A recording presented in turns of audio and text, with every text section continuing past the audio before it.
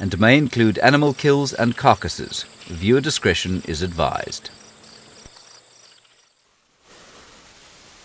The mist has settled in on Djuma on a very cold winter's morning.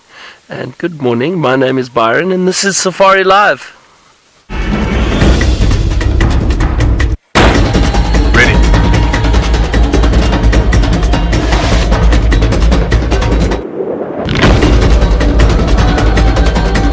Standing by.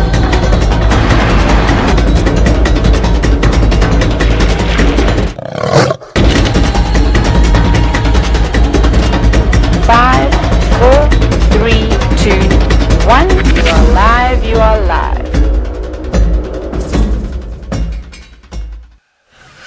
Good morning everyone and welcome to Safari Live. As I mentioned, my name is Byron and on camera with me this morning is Craig. And then you may have seen Tristan already on the other vehicle with Seb. And then we've got Megan and Alice in final control this morning. It is a cool morning, not too I suppose not that cold. The rest of the country is very cold at the moment, but it is cold. So I've got my beanie, which apparently makes me look like Elmer Fudd, according to Fergus. So the beanie and the gloves are out this morning.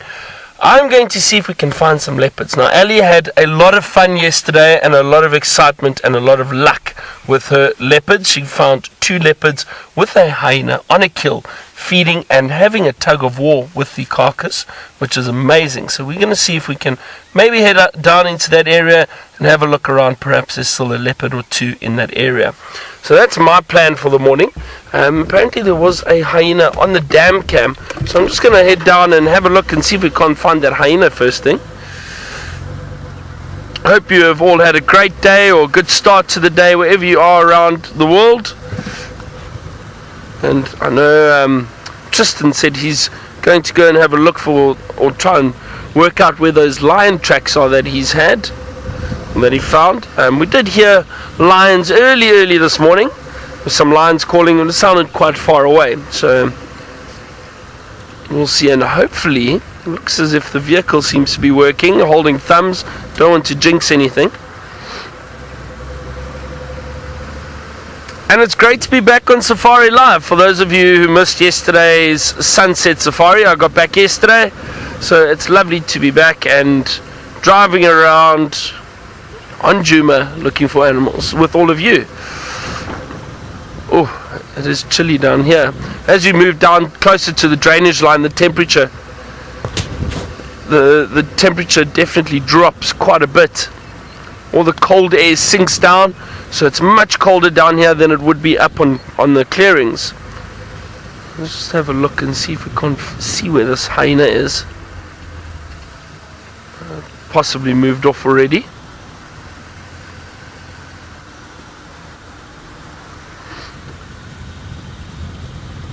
It's much colder down here.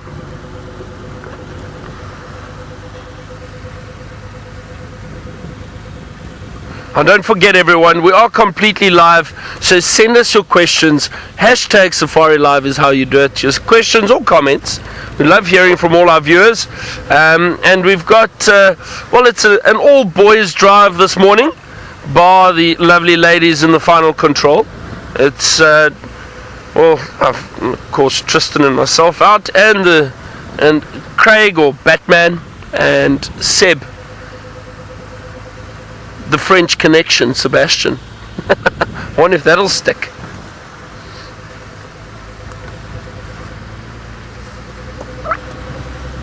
And then the girls will be doing the sunset safari, so Taylor and Ali will be out this afternoon looking for animals.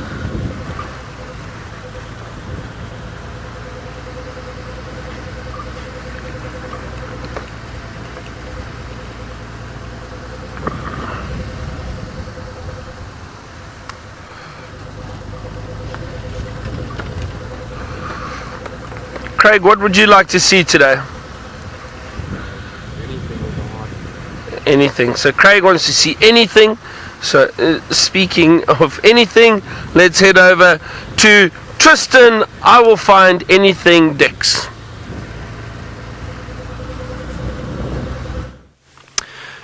Well, Byron, Good morning, everybody, and welcome to our Sunrise Safari. As Byron alluded to the fact that my name is Tristan, and on camera today I've got Sebastian, and, well, hopefully we will find something, Byron. It's been a tough week, and we've really been battling. So now that you're back, hopefully the luck is back for all of us, and we'll be able to find something, as will you. So it's going to be good. It's fun to have Byron back, and, well, it will be fun to banter with Byron over the course of the next 3 hours.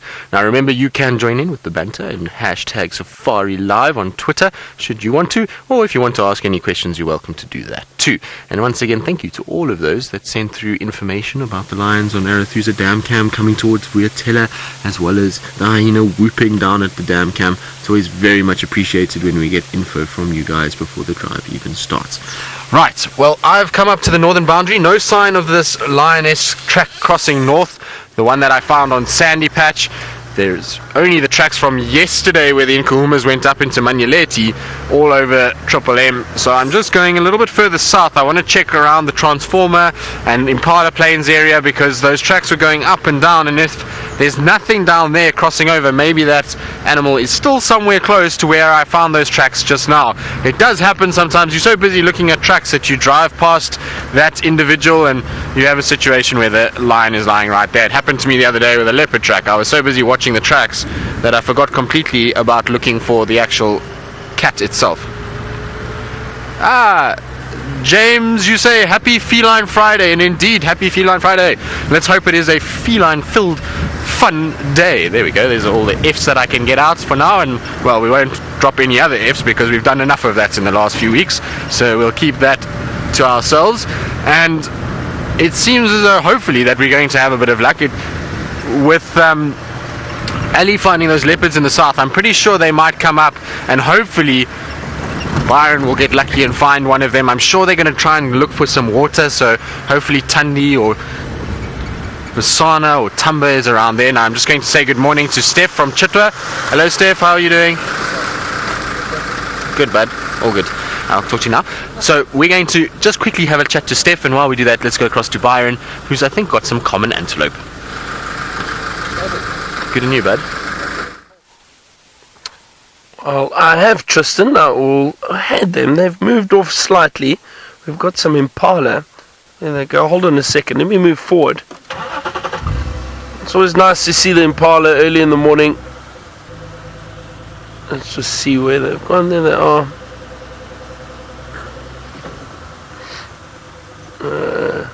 Can you see them through there, Craig? How's it? There we go, a few Impala through there, hiding. I'm thinking.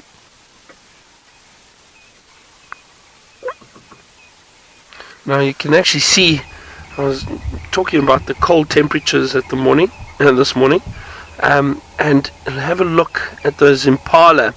And we speak about it quite regularly, but for some of our new viewers, or if you've just joined us, these Impala, do you see how their hair actually, those coats look like they've been rubbed or brushed the wrong way? Now, that's a way for the Impala to keep themselves warm. They contract muscles in the skin, it causes their hair to stand up, and they trap air underneath those coats. And it acts as an insulation to help warm the body up. It's very, very interesting. And then later, when it starts warming up, as we know it will do, yesterday was a beautiful day, then these Impala then relax those muscles, and that hair lies flat again, and they get that beautiful soft sheen and that shine to their coat. That's a young male. You can see the horns of a young male. The Impala horns, the male horns, get much larger than that, and they curve slightly up to the top. Those haven't quite started their curve yet.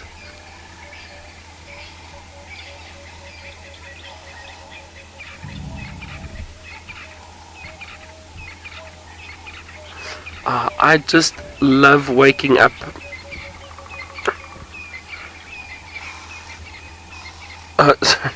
Laura Moore, you were mentioning how you love how their fluffy tails get tucked under when it is so cold. You see how they tuck their tails away? They do indeed.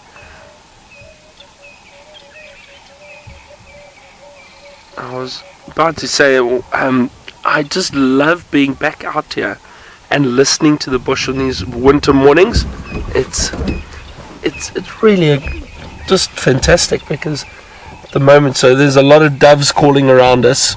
Currently there's some Cape turtle doves, but I did hear a barred owlet calling not too far. Maybe we will have some luck in the drainage line. We'll see if we can find it. But the franklins are all calling. There's some hornbills. It's just a wonderful variety of sounds. Fresh, clean air, crisp air.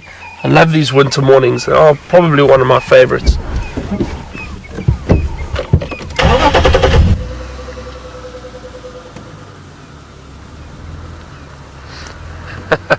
John, you say, how easy is it to get out of bed in the mornings with our job?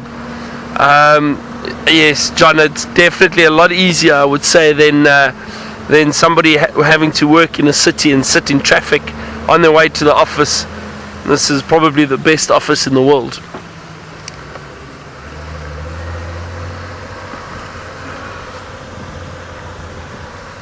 We definitely are very, very fortunate to do what we do.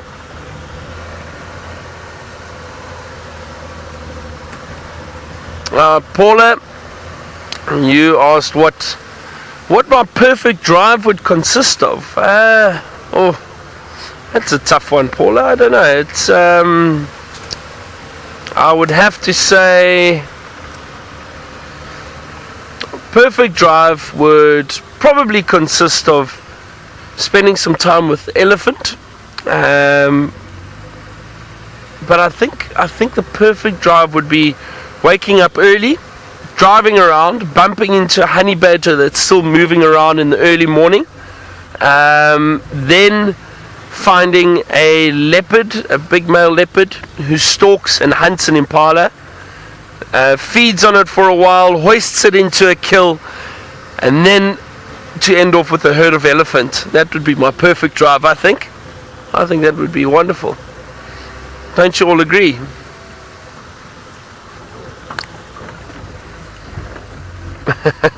Megan says she thinks that sounds fabulous. Very formal. Thank you, Megan. I'm just going to stop here for a second. I can hear that barred owlet again. Let me see if I can play the call for you. Hold on a second. Just so you know what I'm listening to. Unfortunately, it sounds like it's quite far from here. It sounds like it's about 100 or 200 meters in through the block that way. Yeah, it's a bit far, unfortunately, but let me play it for you.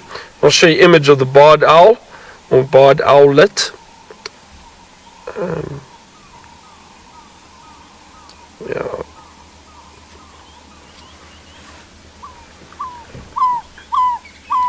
Hear that? That's the little barred owlet call. So that's what we can hear calling in the distance. Let me show you what it looks like. Now it looks very similar to the pearl spotted owl. You see that? There we go. It looks very, very similar to the pearl spotted owl, except the barring on the chest area is very clear. These little kind of almost dots, I would say, whereas the pearl spotted owl has got little streaks. Let me just show. There's the barred owlet again, and there you can see that. Now I'll show you the Scops owl just to show you the difference. Sorry, I'll show you the pearl spotted owl. Let's see what happens. Hold on a second.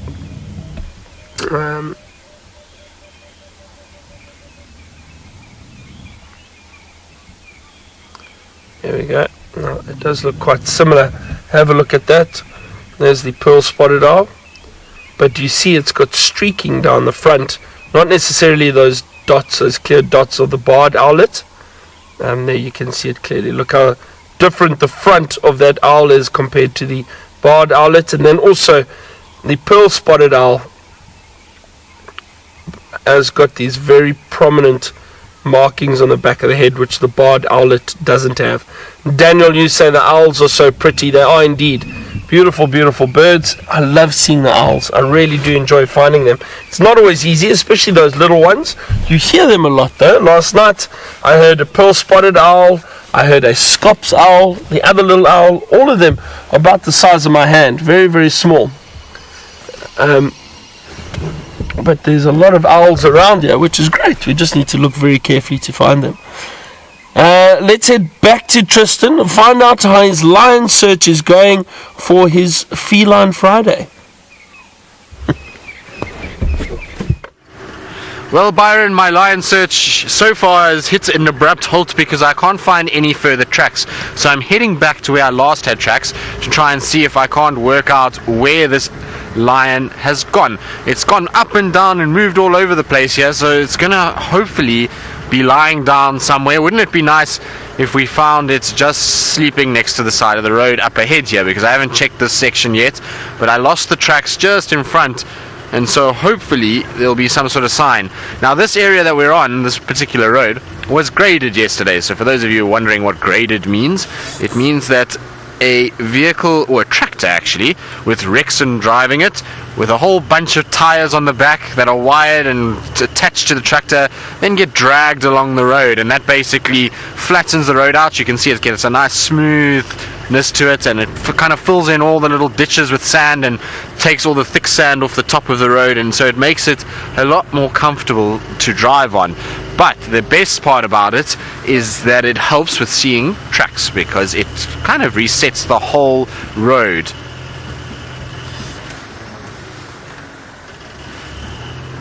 So Jack, who's 10 years old, hello Jack, how are you? I hope you are having a wonderful day wherever you may be. Now you want to know, have I seen any gaboon adders in the morning when it's cold? Now Jack, unfortunately not. We don't actually get gaboon adders here in the Sabi sands.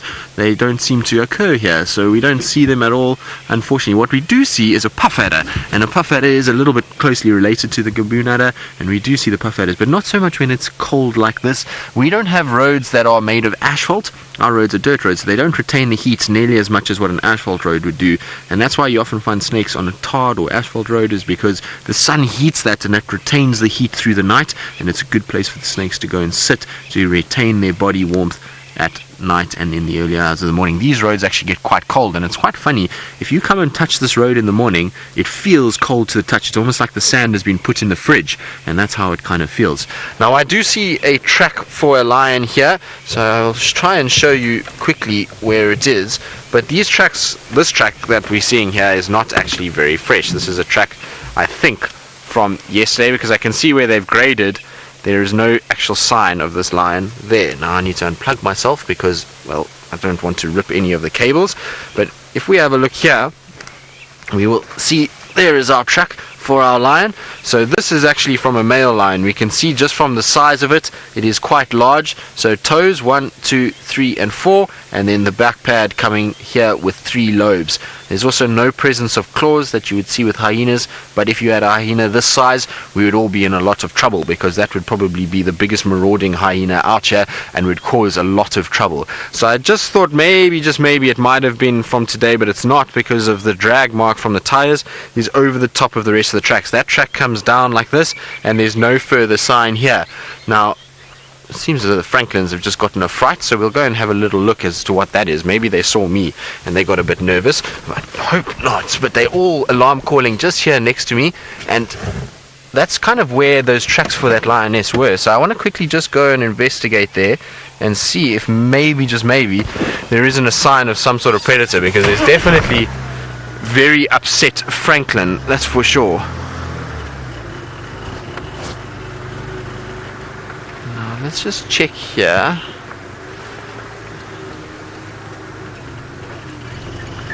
There's also, I know, a pair of lapwings here that have got a nest. Yesterday morning when we were here, they were shouting at us, and maybe the lapwings chased the Franklin, and that's what's caused this lapwing to now get upset and the Franklin to burst away. In fact, actually, here's the lapwing right here moaning at us. So it's doing this because it's probably got a nest nearby, and its eggs are so well camouflaged that often many animals destroy them, so they have to make a lot of noise to distract animals and to get them away from their eggs.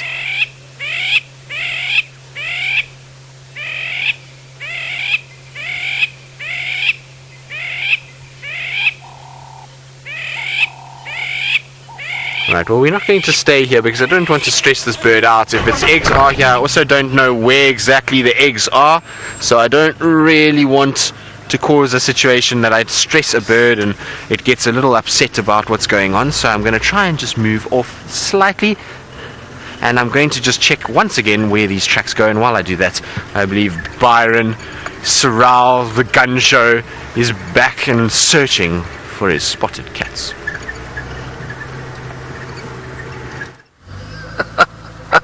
Tristan, too much time on his hands. Now, I just want to get out here quickly because I can smell a very pungent smell. Well, it's actually pungent isn't the correct word. Let me jump out here quickly. It smells like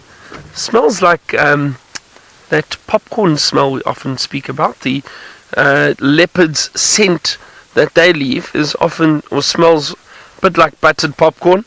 To an extent, but it is a very strong smell that you can pick up quite easily. So I just want to have a look and see if there are any tracks around here. It could also potentially be a genet that moved around during the course of the evening that scent marked around here. The genet smell is also similar for some reason. I don't know how that works, because a genet is in fact not a cat. So, but some things we just don't know the answers to. So I'm just having a look around here. But no, I don't see any sign of leopard tracks. Oh, it's very strong. I can definitely smell it. Now there are hyena tracks along the road here. Very clear hyena tracks, but no sign of leopard anywhere. Anyway, it's alright. It could potentially have been a genet. Oh. It's cold this morning.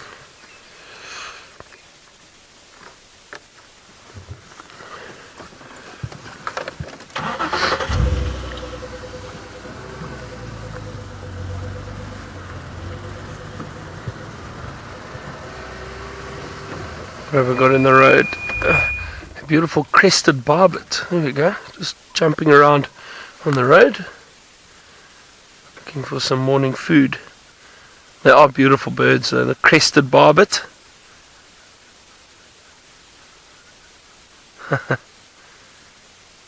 They are predominantly seed eaters. Quite a thick beak. So that's most likely what it's looking for. Grass seeds.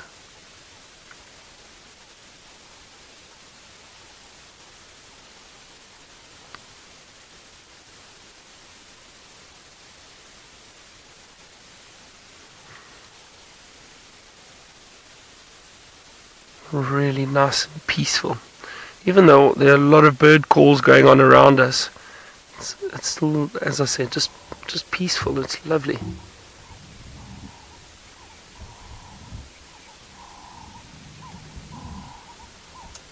I can hear something in the grass just off to the side here.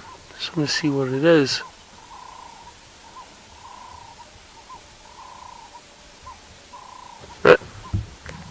Don't see anything, just heard something rustling in the grass.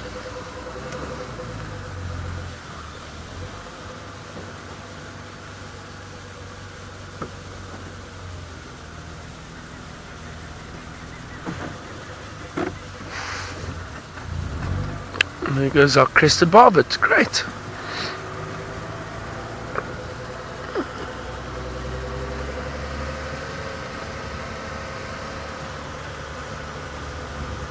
Dr. Debbie, you asked where all the baboons have gone. The baboons are always around. I think it just varies in the time of the year where they move within the area, where the large trees are, where there's food, where there's water for them. I know a few weeks ago, I was seeing that the baboons seem to have been roosting or, sleeping up in the trees close to, there's a little Gowrie, I think, just down south of us. A lot of baboons around there, and that's where we saw them.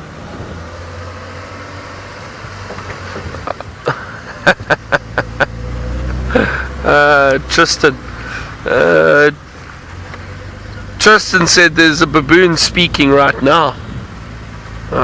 Tristan, very funny. ha. I throw my head back in laughter. No.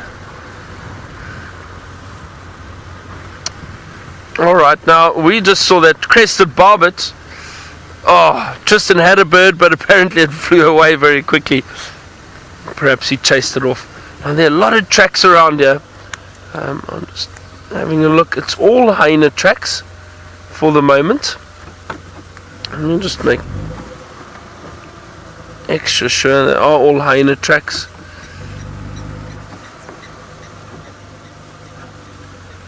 Yeah. So there's a lot of hyena activity around now. We're not too far, and Craig will probably tell me more or less where those leopards were yesterday. I know they were just south on Little Gowrie, not too far from where we are now. But that's possibly why there's also a lot of hyena activity, or a lot of sign of hyena walking around, is they may have picked up on the scent or the noise from the leopards and hyenas fighting over that carcass. So a few of them could have come into the area. Now,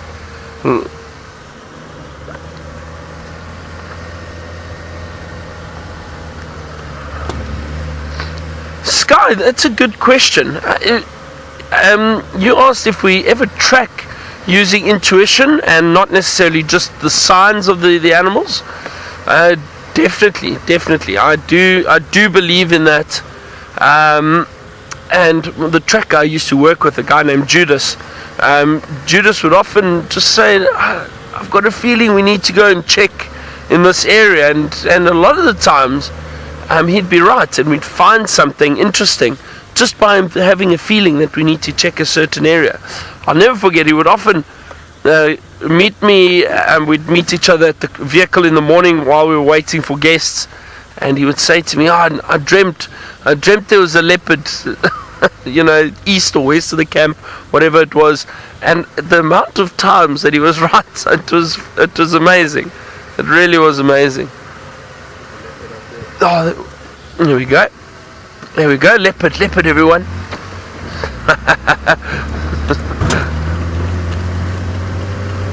Hold on. There we go. Oh, don't move off. Just running off. I'm not sure. Let's have a look. Wow, look at that. There it goes. There are two leopards here. One moving off to the right over there. Oh, that looks like... Oh, another one to the left of this large tree here, Craig. There was another one just moving through. There we go. There's the other one. Fantastic. So our idea and plan of coming to have a look in this area to see if these leopards are still around, looks like it's paid off. Now again, the two leopards. I couldn't get a good view. That looks like a... Sure, it's a bit far for me to tell, but it looks like a male. Can you tell, Craig? It's hard. Young male, perhaps. Oh, what a nice surprise. Just while we were speaking about leopards and intuition and having a feeling that we might bump into something.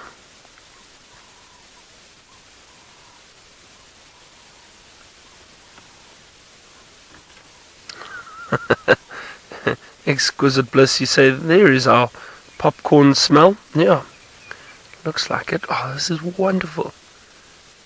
What a nice surprise.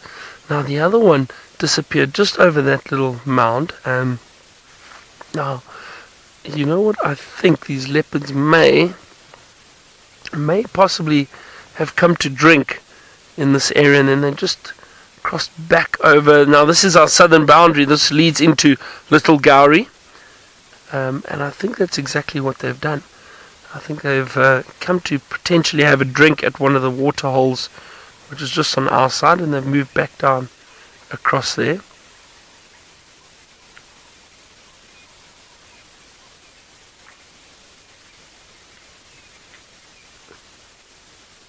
Isn't that a lovely view? This is great. Now, I haven't seen leopard for a while, or since I was last.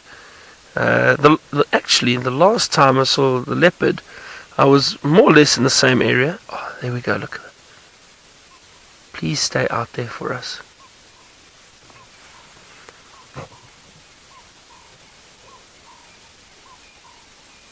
Oh no, there we go.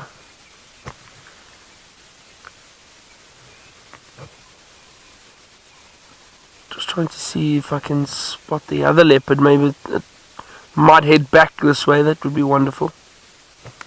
Can you still just see it there? Just gonna hold on a second and then I'll move again.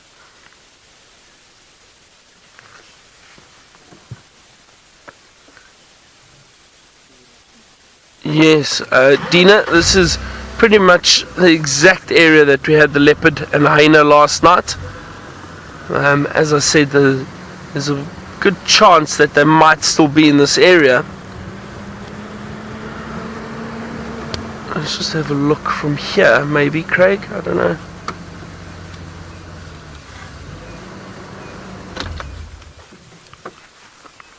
So Dina, yeah, this is the exact spot that these leopards were in yesterday, apparently. Craig was here with Ellie. Oh, I don't see them now.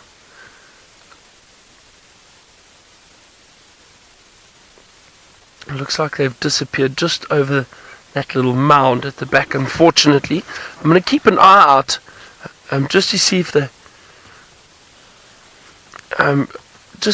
do come back this side. And again, I'm not sure which leopards these are. I don't want to make a call just yet. It was a bit far, fleeting glimpse of the one leopard and then the other one that hung around there, so I'm not sure. We'll wait and see.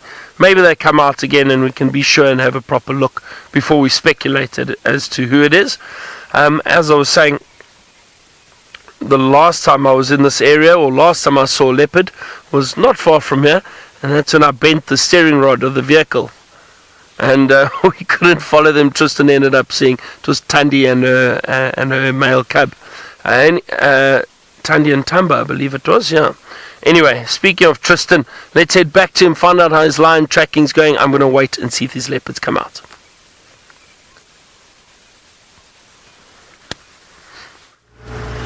Well, yes, Byron, I remember that quite clearly. Your wheels looked as though they wanted to go in different directions, and, well, it was a fantastic morning, so thank you for that. I quite enjoyed myself with Tandy and Tamba. Now, our tracking mission has unfortunately been ended fairly quickly because, well, once I looked at those tracks properly and actually got out, I realized that those are tracks that are not from today or last night even. They are from the day before. So they were from not last night, the night before. There was one vehicle that had driven over them, but in my sort of driving past while being live, I kind of saw the tracks going and I didn't really pay too much attention as to what was going on. So my fault completely. And, well, the tracks, like I say, are not from last night, so really no point in following those tracks. I was talking to Seb about it and just how fresh they can be in winter. So it's a little bit tough when it's in winter because the tracks tend to stay for a lot longer. Kobe, you're asking what excites me most about being out on drive in the morning, getting up for drive in the morning. Now, Kobe, I'm going to answer that shortly. Just want to find out from Seb, did you guys walk here last night? Yeah, we did, yeah. Okay. Yeah. Just checking, because sometimes when you find footprints, you've got to be aware of these things. Kobe, for me, the best thing is that you just don't know what you're going to find. So you're going to get up. There's been an exciting night. You might have heard some animals. You might hear hyenas or lions or leopard.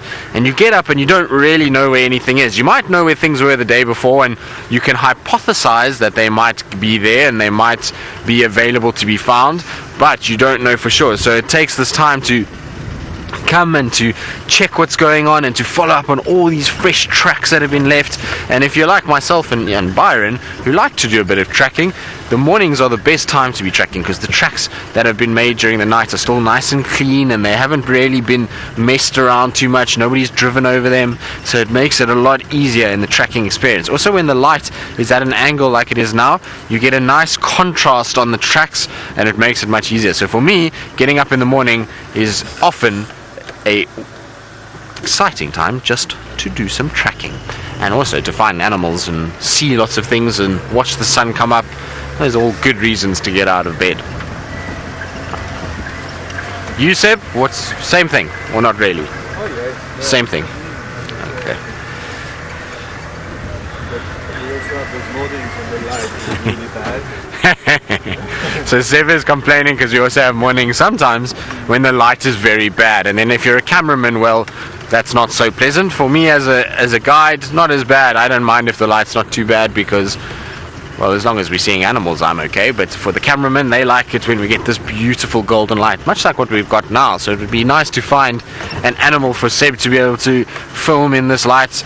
I'm sure Seb would love to film some spots or a cat or even some ellies. Ellies in this light is always quite nice as well because they get that deep amber eye that glows in this sort of morning or late afternoon orange light. So those wouldn't be too bad either. Zebra also quite nice to film in this light. But we're just checking for any signs of shadow and cover, and also just to check if there's anything for these lines that we're moving from Arathusa Dam at around 3 o'clock this morning, and whether or not they maybe came this side. So far nothing that we can see, just tracks for Sebastian, Byron and Rexon from our bushwalk yesterday. Now for those of you who are wondering kind of what the schedule is for the bushwalks, we're going to try and do as many bushwalks as we can throughout the week. It's a little bit tough when it's just the 2 feeds because the cameraman that is on bushwalk has to hold that camera steady, and it's difficult when you're doing longer segments. And so whenever we've got a feed from the Mara, we'll try and do our bushwalks for sure. So we should have a lot more bushwalks going out than what we have seen over the last little bit. And yesterday at least all the equipment and everything was working perfectly, so it's a good sign.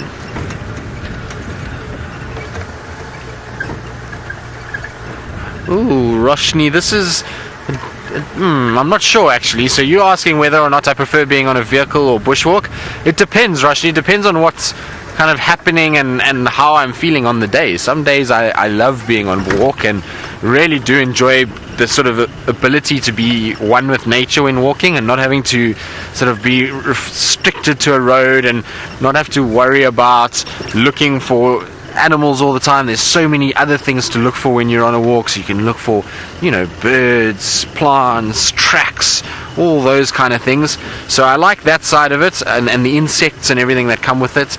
But sometimes it's nice to be on a vehicle, particularly if you've got a really great sighting of an animal, because on foot you can't get into the same proximity as what you do with a vehicle, and you really don't get that ability to spend as much time with an animal that is relaxed, because remember, on foot animals see us very differently. They don't see us like they would if we were in a vehicle, and that makes it a little bit tougher when you're on foot to actually view animals. So from one side it's really great to be able to get into the bush and to see everything and to focus on all those things that we miss while driving, but on the other side it's nice to be on the vehicle to spend some time with the animals themselves and to be able to get, you know, an insight into the lives of our predators and big animals like elephants and buffalo and those kind of things. So they both have their pros and their cons, and I really enjoy both of them, and it's nice when you can have a sort of balance and do one or the other, like what we do here, and kind of get a few days on the vehicle, a bushwalk every now and then. It's really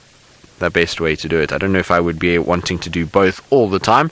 I think it's nice to have a balance and do both at sort of intervals, and to be able to spend time both on foot and in a vehicle.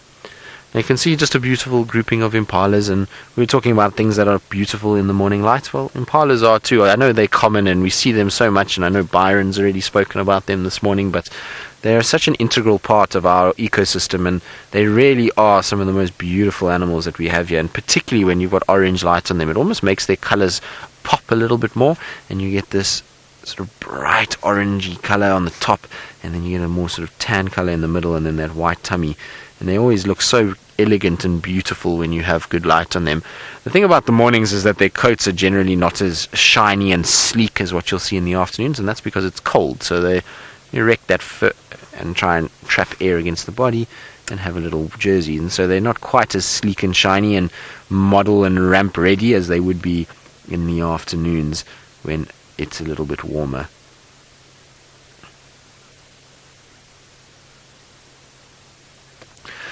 So Kirpal, the impala's horns are basically it's bone with a keratin sheath over it that is then used for dominating one another and challenging one another for mating rights. So what you'll find is that in the rutting season, which is normally around April, May, a little bit into June, you'll find that these impala males fight with one another quite a lot, and they'll clash horns and try and push one another around in a test of strength to see who's actually stronger, and to be able to then claim females. It also shows the females who's stronger when they clash horns and push one another around, and that will then mean that they'll get a chance to mate.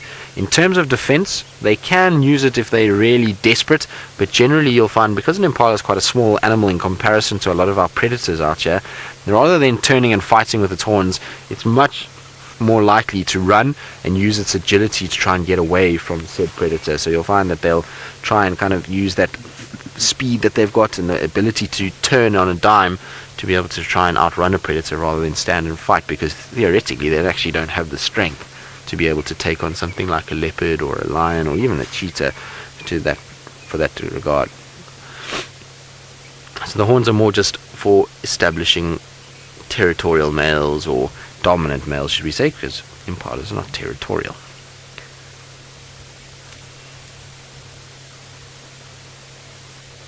But he's got a big fat belly. He's obviously taken advantage of food that's been available after the rut.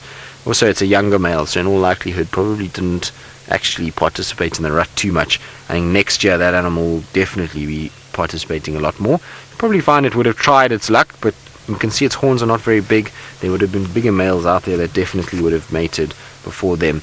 Now, interestingly enough, most of these females, we should start to see slight little swellings on their belly as time goes on now, because most of them should be pregnant, and they will all be giving birth around November, December and into January, those sort of period of the year.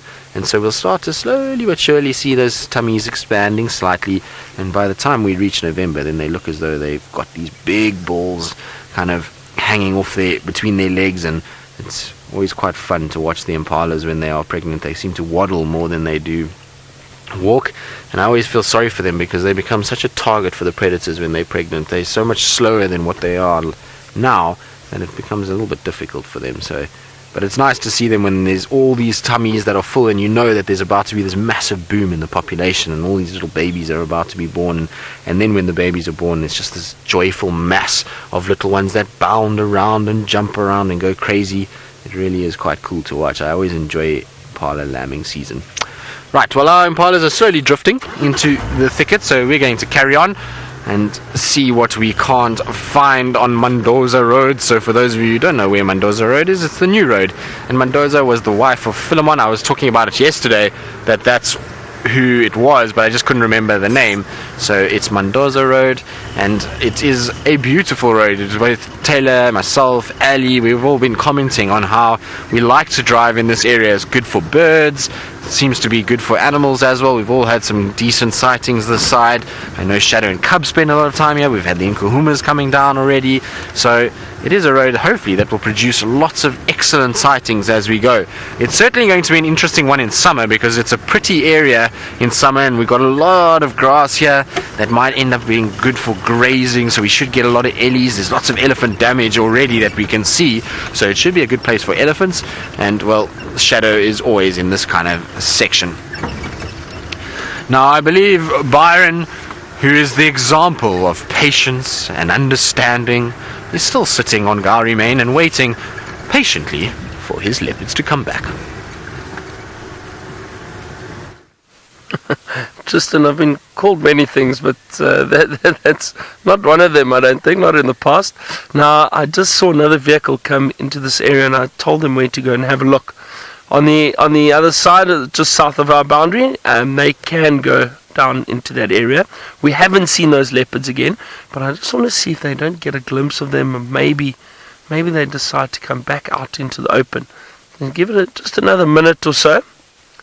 But I think they possibly just have gone down into there's a bit of a, could you call it a drainage? It is a bit of a drainage, I suppose, just on the other side of that little ridge or mound or dam wall. So, well, I'm just going to see, and just trying to listen if that vehicle stopped. It sounded like they have. So they possibly see those leopards, which is great. So at least there are some other guests that also get to see them and view them.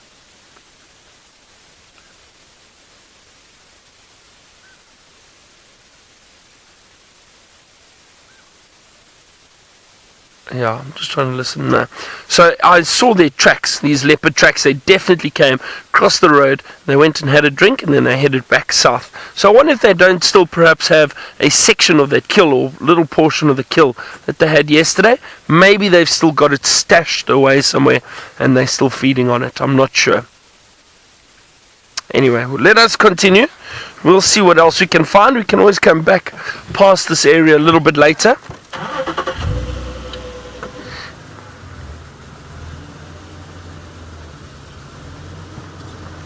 Map Girl, you asked if I've ever run into a leopard on bushwalk, and yes, I have indeed. So I'm just having a look at some tracks here, some hippo tracks all along the road. Possibly there's hippo that wander between these different dams. But yes, a leopard on bushwalk or on foot many times. On bushwalk here, I think on Djuma. I'm trying to think now if it's once or twice, I think. I remember the one occasion bumped into that female leopard, Kruger, who was around, and I viewed her on foot for a while, which was wonderful. Just going through a dip here quickly.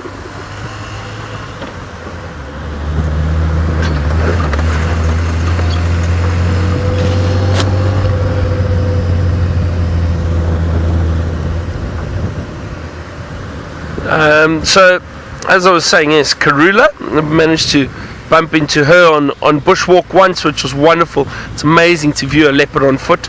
And then, but like I said, in the past, tracking and looking for leopards, I've seen leopards on foot many, many times before, and had been growled at once or twice. No charge, just a growl.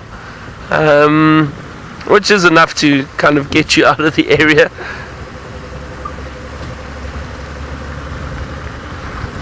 You know, you sometimes don't realize it, and especially with us working in these areas, and we get to view these animals regularly, and they're such beautiful creatures. However, they are so powerful and they are so quick. You do have to be very, very cautious and very careful of those animals. You don't want them to feel threatened.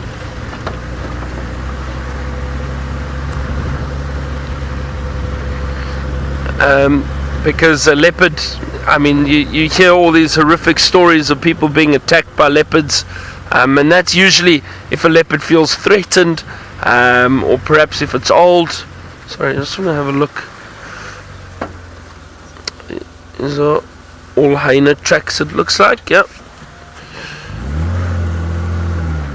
I know some of you are saying you'd be quite scared of bumping into a leopard on foot.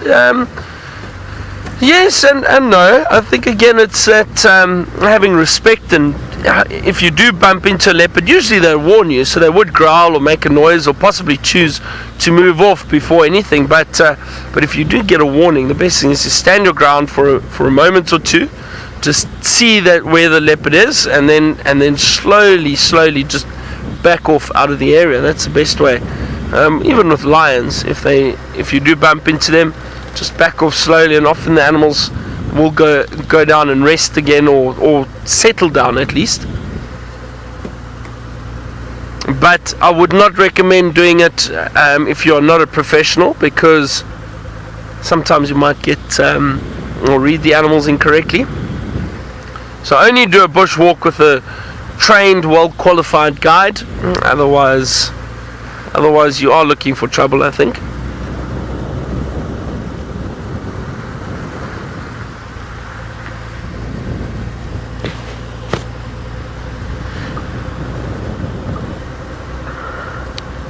Michael,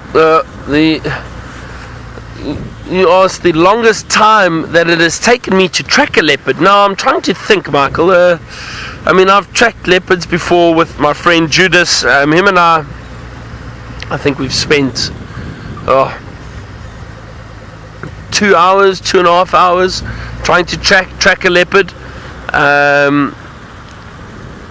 even longer sometimes, Michael. Now I'm actually trying to think where we should go. If we should take a quick little drive down to the dam. Should we, Craig? I think so. Let's go have a look at the dam quickly.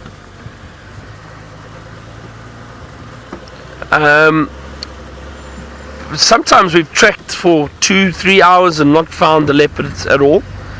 But I think the longest time from start to finish to actually finding the animal, easily 2 hours, 2.5 hours. But then again, sometimes you drive out and we would see a track and go, oh, this is a fresh track, and 2 minutes down the road bump into the leopard. So it all depends. But that was a really wonderful surprise. I'm so glad we got to see 2 leopards briefly this morning, but nevertheless it was still 2 leopards, so that was really great.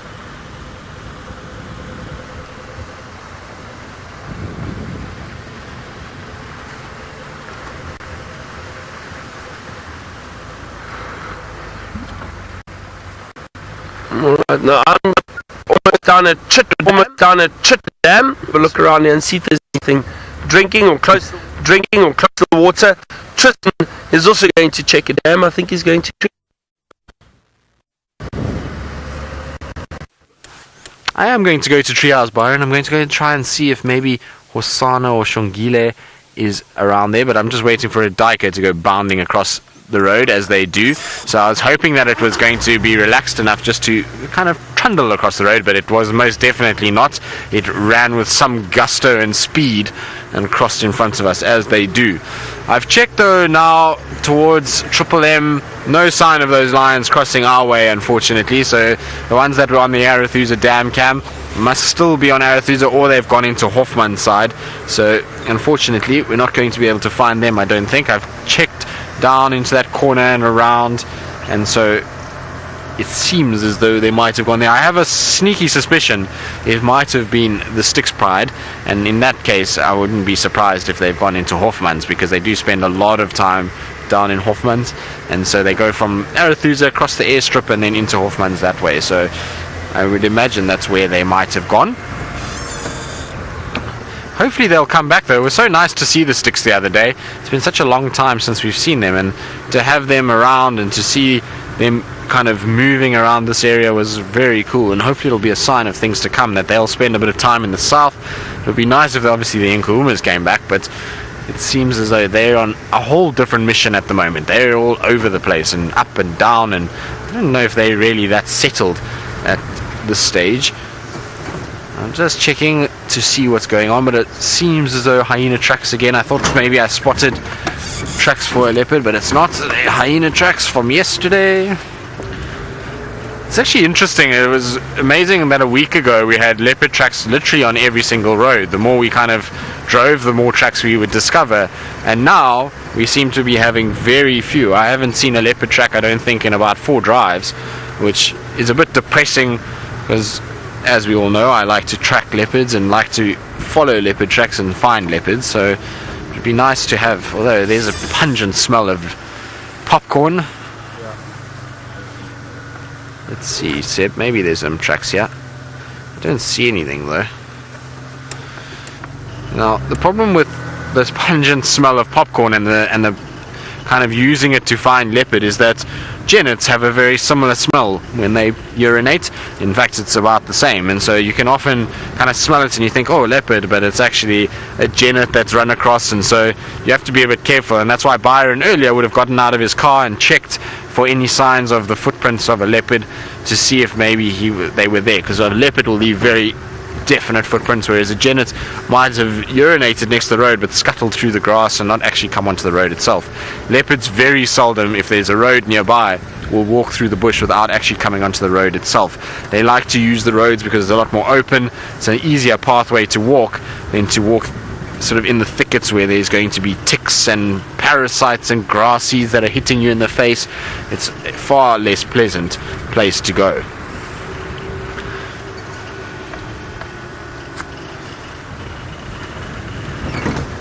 But I don't see any tracks here to indicate that there was a leopard walking around.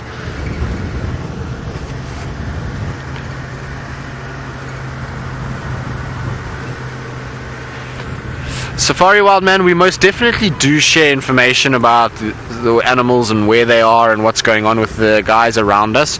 Often speaking to them, we have a group on WhatsApp that we chat to each other and just let each other know where the movement of animals are, because some guys are interested in certain animals, and we have guests that come from all over, and some of the guests are viewers that watch and they want to see certain animals and they try and then ask about them, and so we do chat to one another and we make sure that we all keeping sort of in touch as to what's going on. I must be honest, this week I've been a little bit lazy with it and haven't really chatted too much to the guys, especially when I went to Johannesburg. I wasn't sort of chatting to them too much, but I do try and keep up with what's going on, and we do actually stop and see the guys from time to time, and they give us a rundown of what's been happening for that day around us.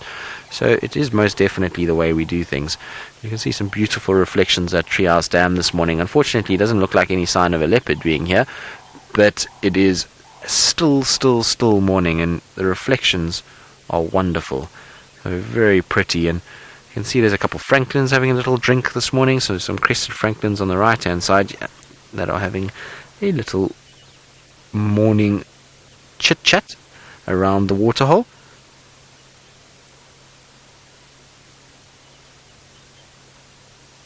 There we go. I always love watching birds drink. It seems so awkward for them. They kind of got to put that beak in and then they scoop it up, and it must take a long time to get enough water to survive. It was interesting as well. I'm not actually 100% sure how much water a francolin would take on. I know that you'll find in places that are very dry, birds that are quite similar to francolins, the sand grouse, they'll often wet their feathers on their chest, and they'll then fly over 70 kilometers back to their chicks to then give them water. But I'm not 100% sure on how much water a bird needs to take every day. I wonder if somebody out there knows, or if maybe Byron knows. If you do know, hashtag Safari Live. Be interesting to work out if there's a ratio between the size of bird as to the volume of water, or if it's certain birds require more water than others, like with the animals. I'm sure that is the case. But these francolins seem as though they're quite thirsty. So Nancy, you say they look like puffer fish, and it's probably because they're in the shade, and so they're cold down there, and the water itself will be cold. So sometimes, when you're feeling a little bit nippy and you drink something cold, it makes you feel colder. And so maybe that's what's happened with our francolins, and that's why they look as though they are emulating puffer fish on the banks. They certainly are puffed out though, that's for sure. Beautiful birds though. Crested francolins, everyone often drives past them and thinks about them being drab birds, and they are not. They've got these beautiful white speckles on them, and then these rusty reds and gold coloured feathers. I think they're actually very pretty birds. They make a lot of noise and they can drive me crazy, particularly when we're tracking leopards.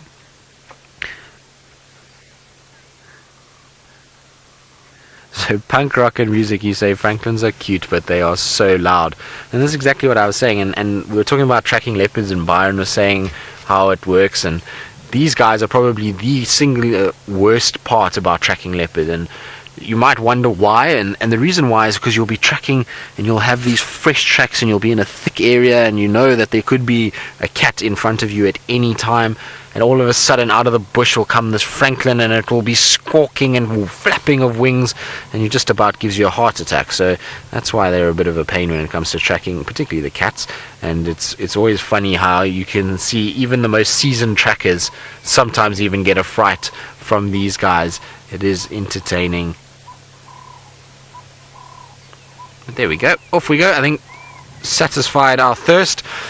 We've had a look around Treehouse Dam. There's not very much else to look at, so I think I'm going to carry on. I'm going to go and try and head towards, maybe the hyena den is a good place to go. What do you think, Seb? Hyena den? Let's go to hyena den. Let's go and see what's happening with our fuzzy furballs.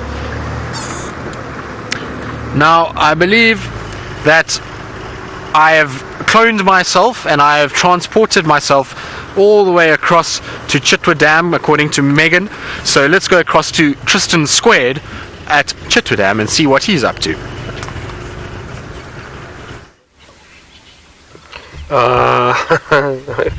Okay, well, I am sitting at Chitwa Dam at the moment.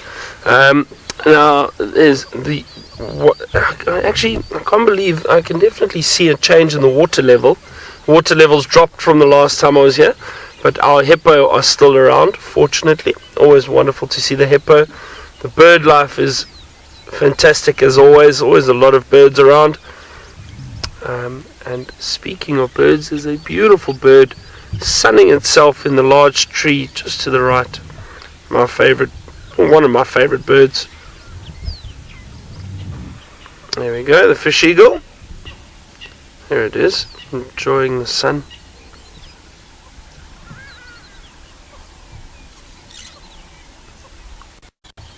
Now it's these winter mornings that I say they're always they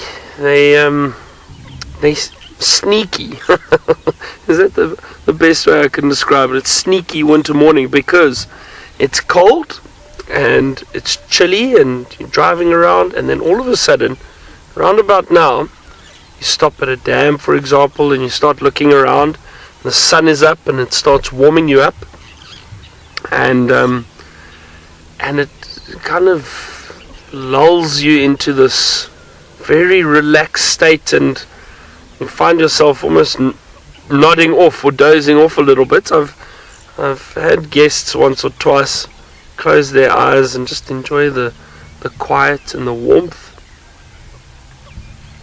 One of my friends had his entire vehicle fall asleep. I've told the story before, but he stopped. They were watching some giraffe, and it was very peaceful, and the sun was warming them up just like it's warming me up now. And while he was sitting there, he was speaking very softly and quietly, and then just enjoyed the giraffe. And he turned around and the entire vehicle had fallen asleep. All his guests were sitting in the sun enjoying the warmth, and they dozed off. Of course I tease him and say it's just because he's a boring guide, but it's not the case. It is really, really lovely to sit here. I was hoping we'd see some more animals around here.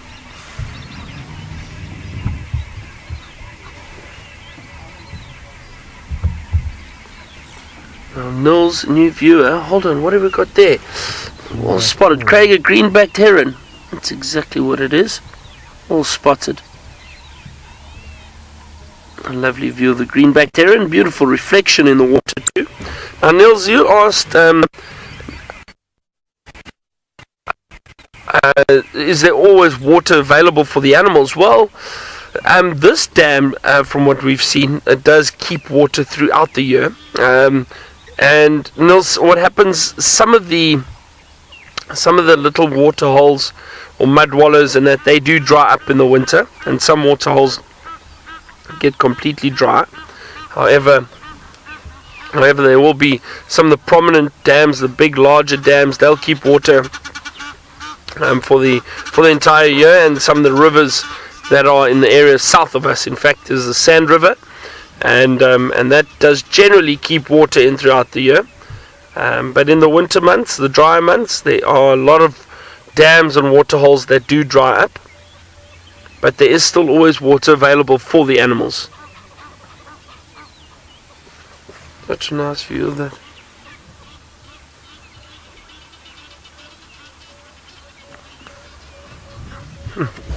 Nice to see a lot of Egyptian geese around. There's a few blacksmith lapwings dotted around, but the geese are calling. I mean, they're always calling. There we go. See, there's some Egyptian geese back there. Always lots of Egyptian geese around here.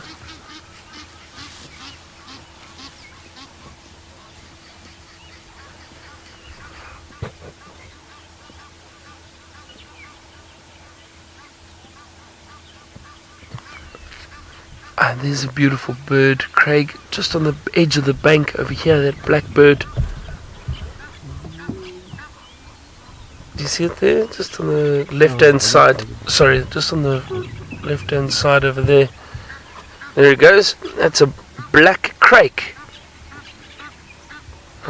Beautiful bird. It's got a very distinct yellow beak, almost yellow greenish beak, and red legs, bright red legs. It's a black crake.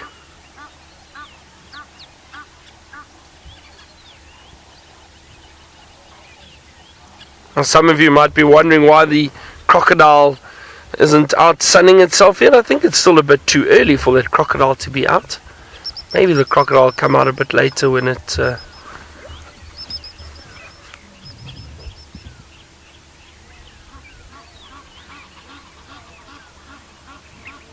does start warming up a lot. But nice to see the black crake. There's the blacksmith lapwing that's off to the left there.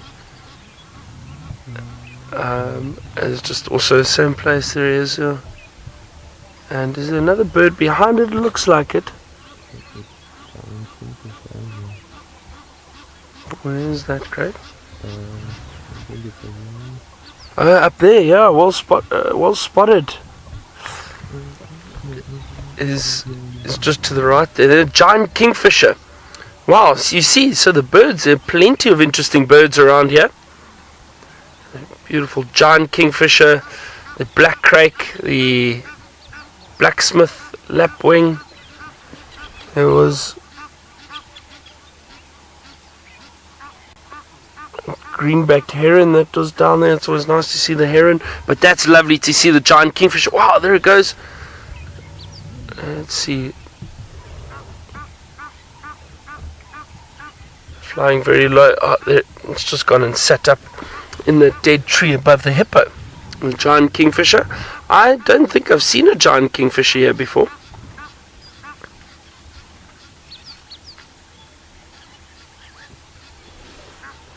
That's very nice. Nice surprise.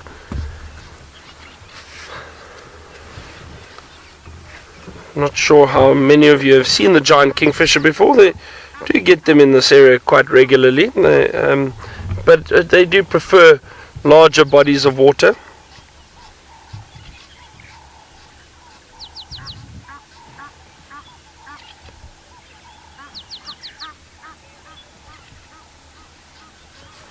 Mary, you say you really love the kingfishers. So do I. The kingfishers are very, very beautiful. And I do enjoy watching these giant kingfishers. Watch! Oh!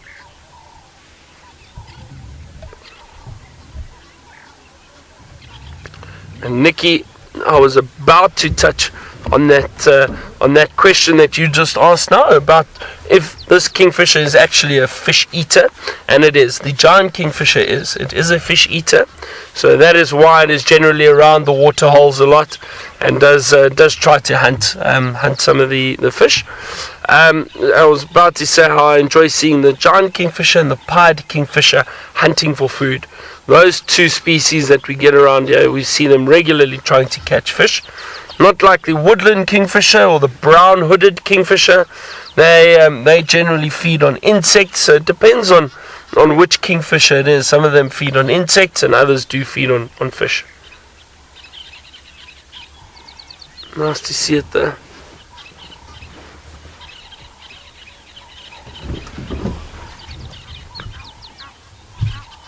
Oh wow.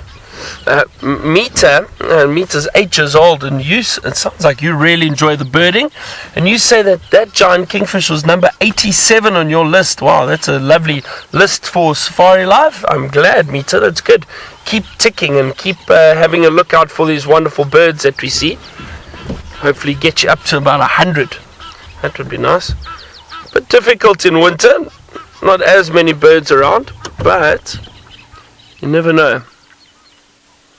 I'm trying to think now. I don't see any other activity around. I wonder if we don't carry on driving a bit and see what else we can find.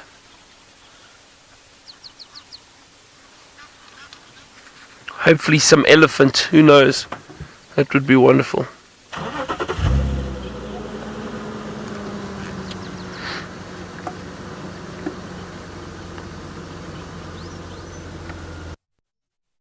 Alright, well, we're going to go and head out and see what else we can find. And let's go to Tristan, see where he is and what he's tracking and if he's found any sign of them.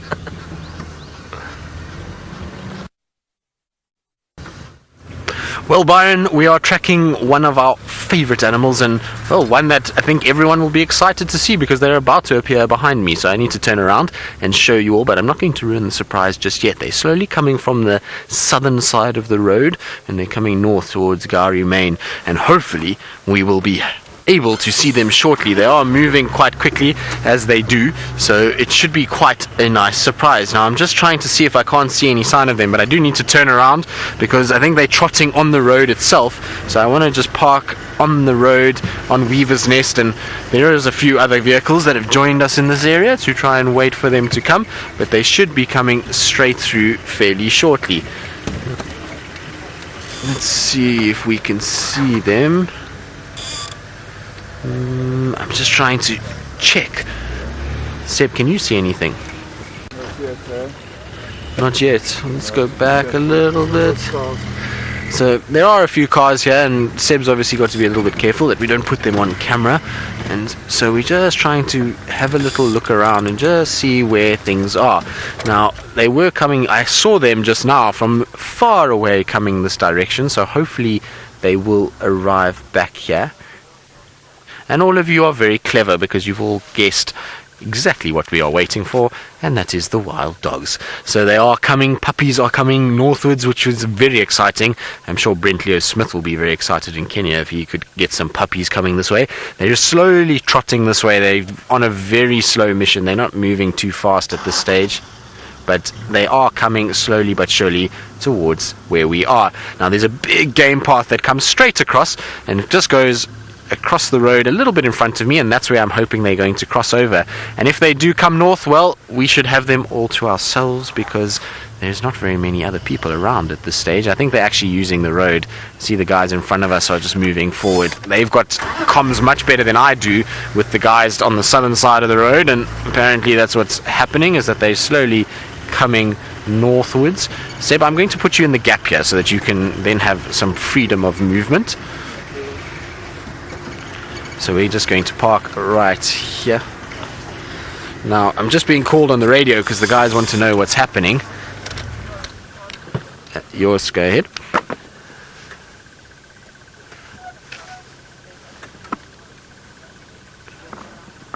So it sounds like they are coming north. Ah, there we go. Seb's got them.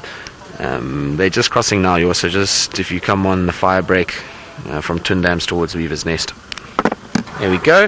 So they are coming quickly, which is great. Now, hopefully,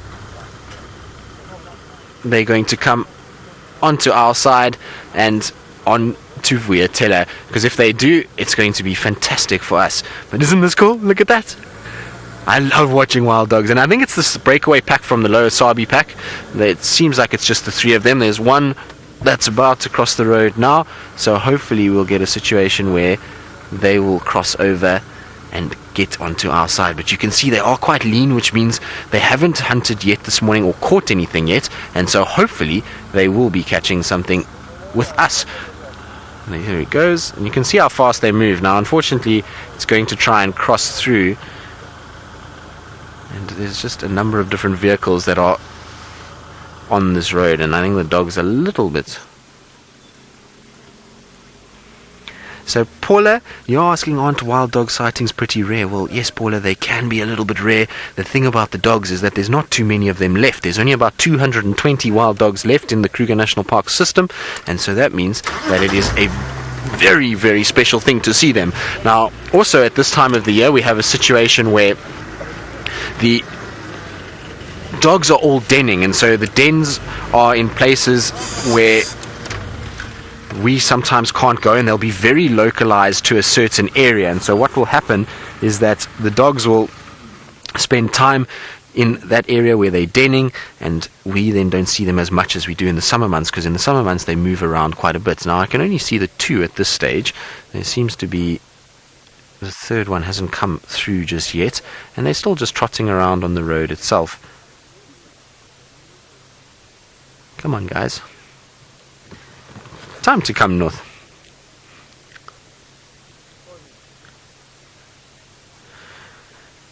Chitty Chatty Meg, they do move a lot, and so particularly when it's early morning and late afternoon, they'll trot around everywhere going after things and trying to hunt, but they do nap quite a bit. So during the day when it's hot, they will nap quite a lot. Here we go, they are coming north, which is fantastic. So the one has just crossed past me now, and there comes the third one at the back. I can actually see the third dog coming, and slowly but surely they're coming over the road. There's one right here, Seb, which is very cool.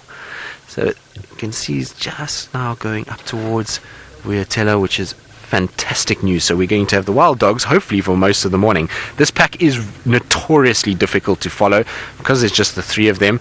They're not that easy, particularly when they start hunting. It can be really very tough to be able to follow them. Now I'm going to just quickly loop around so that I can keep up with these guys, because I don't want to cut others off when it comes to being able to see them. So we're going to just loop and see if we can't catch up with them on the other side. But this is an awesome way to start the day for me. Well, I didn't expect to see the dogs. The last update I got about them was that they were far from here. So Capel, you're asking if the dogs smell like popcorn. Capel, no they don't, and you can see how fast these dogs are moving already. They've already left us behind. They are parallel with me now, I think. I lost them going this direction, so we're going to have to do some serious off-roading to keep up with them, and where they're going now is not going to be easy at all. So I'm going to try and just let other guys know so that they can come and help me, because otherwise I'm going to struggle to keep up with these guys. And it looks like they're actually hunting. The way that they're running is generally a way when they've spotted something, they get onto this like high gate where they lift their heads and move quite a bit. So there we go. Yeah, these dogs are now highly mobile northeast towards Twin Dams itself. They're in the block now between the Firebreak, Twin Dams and Weaver's Nest. So this is going to be tough to keep up with them. Yeah, AFM, I'd wait just on the northern side of the waterhole. So hopefully we're going to be able to keep up with these dogs and try and see if they won't move too fast for us and allow us to keep up. It's just the three dogs, but I'm battling to keep up with them through here. Now hopefully we won't hit an aardvark hole. Seb, you're going to have to hold on. Sorry, little button quail. There's a little button quail that flew out from underneath the wheel. Now we are almost behind them again. I can just see them trotting in the distance, but this is why wild dogs are notoriously difficult for us to find, because look at how quickly they've gone from that main road to this area, and I'm battling to keep up, and we're doing very quick time off-roading, considering normally when you off-road you're going much slower because, well, there's stumps and varying other things, and so it's very difficult to actually keep up with them. Now I've lost them from here. Have you got them? Okay, so Seb has got them again, which is fantastic news. Thank you, Seb. It's the best part about having a cameraman when you're doing this kind of things with wild dogs, is that they can be able to direct you and tell you where to go, because you end up in a situation where you... Now, I do apologize if we get any spider webs on lenses or anything like that. It is thick in here and the spiders would have built their webs during the night.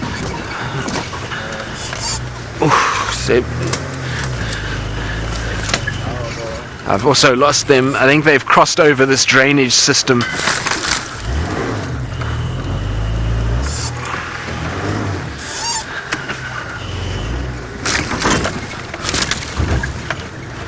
I don't know if we're going to be able to get through here, Seb. I think we're going to have to go around.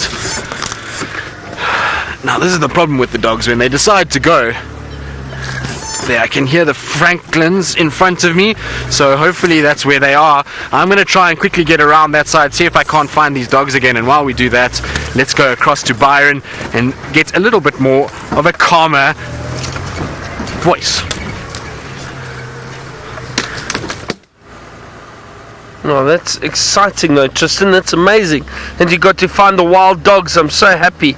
I haven't seen them here for ages, so hopefully in the next few weeks I'm here, maybe I get to see the wild dogs too. We're still just driving around Chitwa, and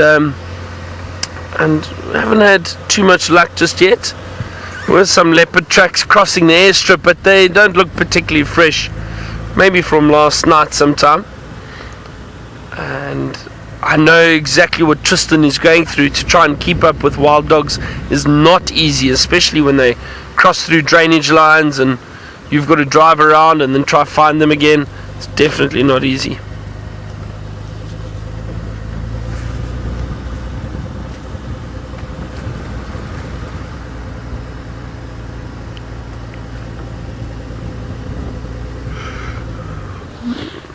Sweet History, you asked, what kind of animal would I like to see in the Sabi Sands that I haven't seen yet?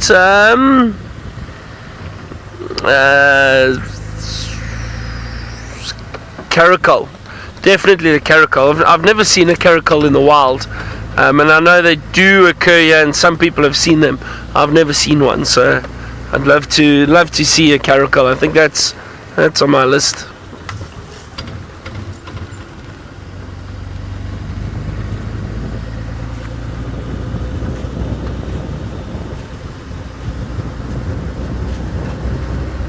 Craig, what about you? Anything here you'd want to see that you haven't seen yet? The ostriches. Yeah, apparently Ellie had a lot of ostrich tracks yesterday. She's been looking for them, but no sign of them.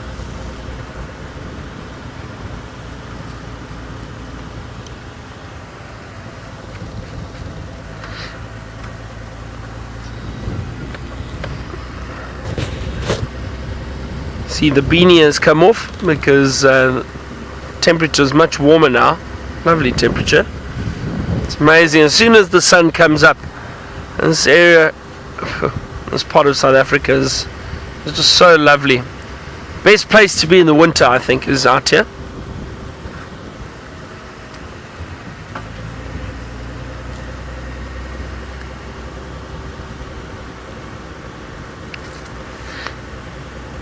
Oh no, Tristan's still trying to keep up with those wild dogs. We'll catch a glimpse of them again. But Stacy, now Stacy is age 7. Hello Stacy, good morning or good evening wherever you are. You asked if I've ever been charged by an elephant while I've been on foot. Stacy, I have indeed. I've had a few mock charges. So an elephant will basically, what they do is for them to let me just move and face you a bit, Stacy. So what the elephants do is if they feel threatened, they'll often do a mock charge, which means they'll run but they'll stop. They'll just do a short little burst and then they'll stop, and it's just to get you to move out of the area. And of course, if an elephant does that, you definitely move away quite quickly. I'm just trying to think, and then so that's happened about 2 or 3 times. Nothing serious, just maybe a little bit of a little rev, we call it. And then when they just open their ears, they lift their heads, make themselves look bigger, and then they do a short charge, and then they stop, and then if you back off slowly, they'll eventually turn and move. But I've had one occasion where an elephant charged me properly and stopped, must have stopped about 5 meters from me, Stacy. So that was a very close encounter. And I've been fortunate though. I think that's the only real close encounter I've had where I thought, oh, I'm in trouble now. And it was just an elephant, but he stopped and didn't want to hurt me, and I eventually moved off. Luckily it was close to a camp, so moved back to one of the houses, and he then ran and charged again, but then ran away. So it was okay, and I survived to live and to tell the story. Trying to listen, I can hear Cokie Franklin calling in the distance.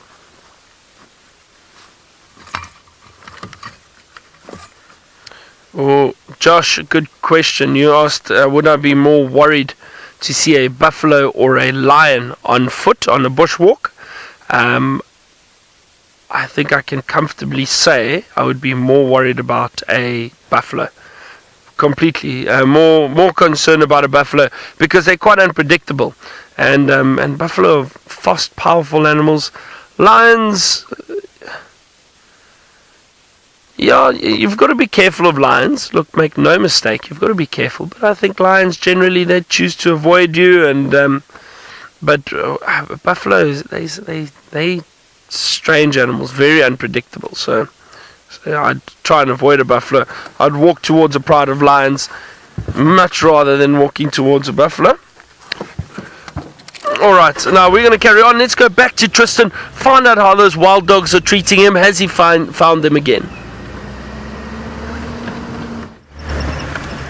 Well, they're treating us like these 3 wild dogs always do, and that's moving far too fast for us to even keep up with, and we're battling to now find them again. So I don't know where they've gone.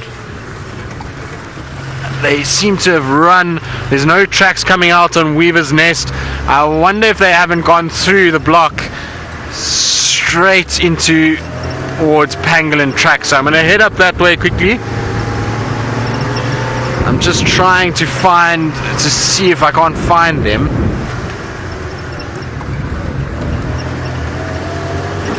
So, Michael, you're asking how far a pack can move in a day. Well, there's been some recorded data of packs moving upwards of 80 kilometers in a day, so they can move quite far.